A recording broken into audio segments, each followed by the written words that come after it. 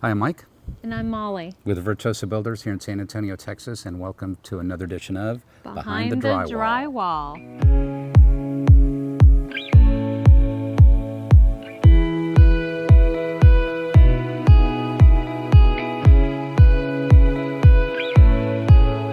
Today we're going to be talking about an ADU, or accessory dwelling unit, which is what we're standing in and we're working on in central San Antonio.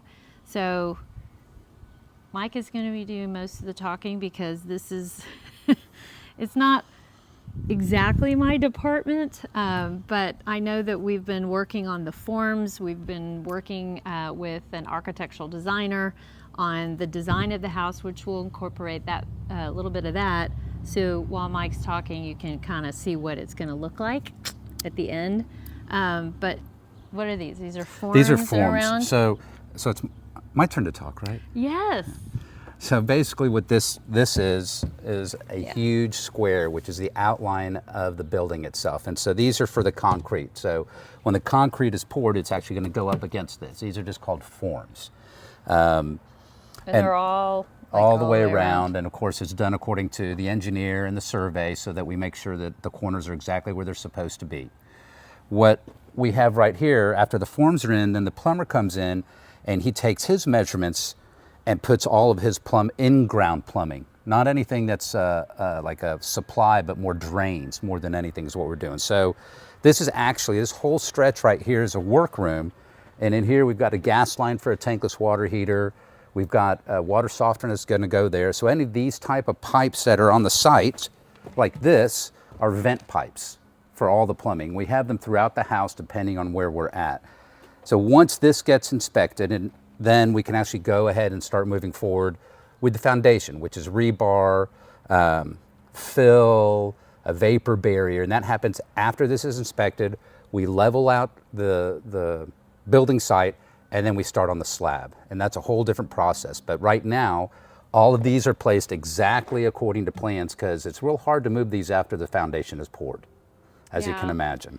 And there is a difference between an ADU and a tiny home. So we're doing a full ADU, and it's got a 1 bedroom, it's got a full kitchen, so it's not like a little kitchenette.